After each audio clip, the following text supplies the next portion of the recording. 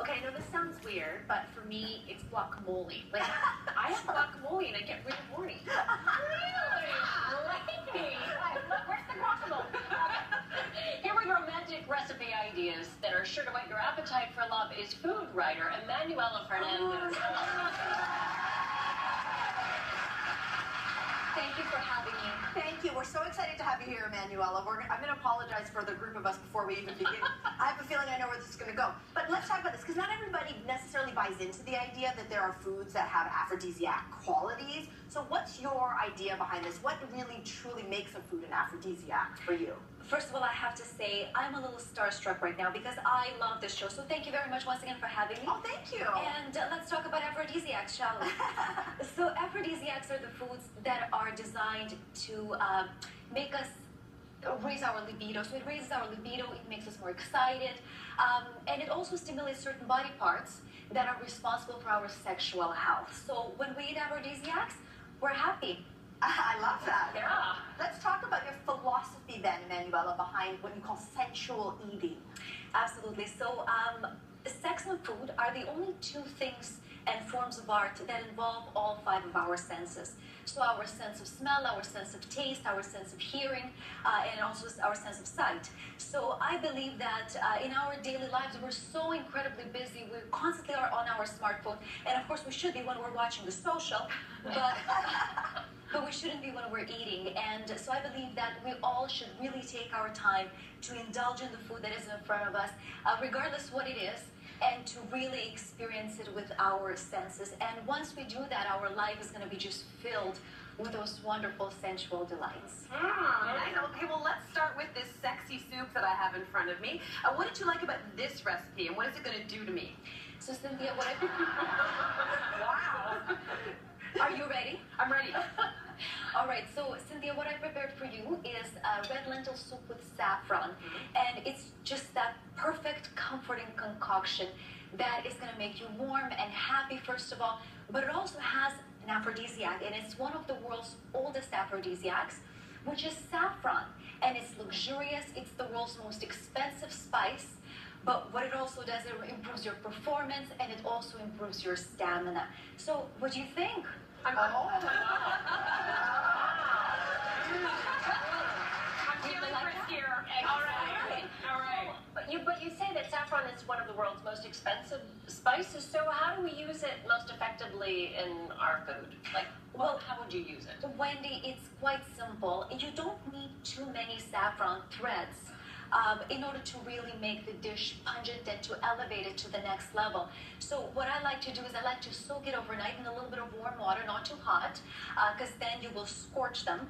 So just we soak them and we just add it to our dish that way, and it will give you that exciting pungent vibe. Yeah. She's feeling it. My turn. All right, lady, let's You go brought for me it. a date and olive tapenade. How is this going to get me frisky? So first of all, dates are incredible aphrodisiacs. What they do is they are loaded with natural sugars. So what they do, they of course give you a nice energy boost, etc., etc. But it's also about the combination of flavors. It's about textures, because it's that perfect yin and yang. It has some salty, it has some sweet, it has some acidity from balsamic vinegar. It's just a perfect dish to really just start your evening. It's a perfect appetizer. Your evening starts now. Exactly. Early. I gotta ask you, Emanuela, why did you decide to garnish this though with chili peppers?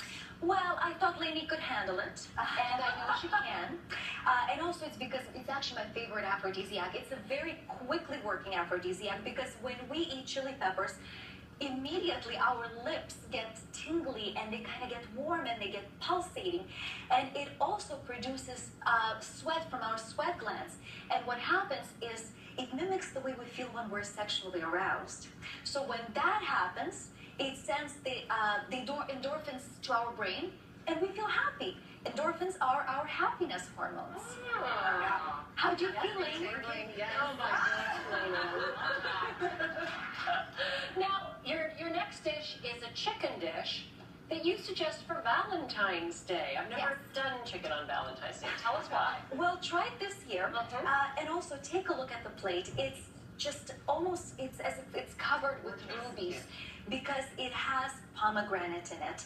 It has pomegranate inside, it has pomegranate as a garnish. So what pomegranates do is they're filled with antioxidants. So first of all, they make you feel just effervescent and young, but also they help you. Yeah. That's right. There you go. There you go. So it helps you with your blood circulation. So when your blood goes into certain areas of our bodies, we get more excited quickly. We get more tingly in there, right? So we're more happy and we're ready to go. So there you go. Yes, Wendy.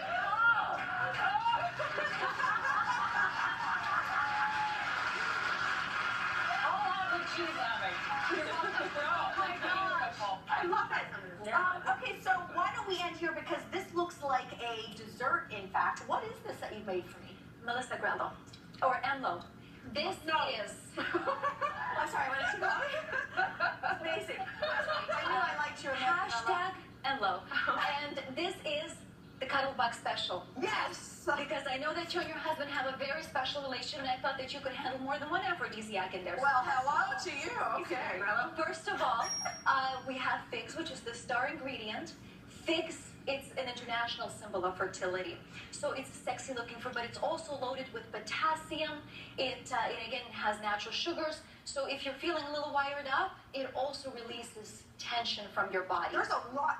Excuse me, there's a lot happening right now. Yes, ma'am. And we also have honey in there. Okay. Because honey has boron, and boron helps us with balancing out our sexy hormones, which is estrogen and testosterone. Mm-hmm. When those hormones are in perfect harmony, again, There's a lot of sweet and salty, and they're all having a party right now. that's right. And I also added just a touch of chili pepper because I know you don't like too much of an overwhelming heat. Yes. So what I did, I added some chili pepper because, again, that's one of my favorite aphrodisiacs. Wow. And I hope to get a thank you letter tomorrow from your husband.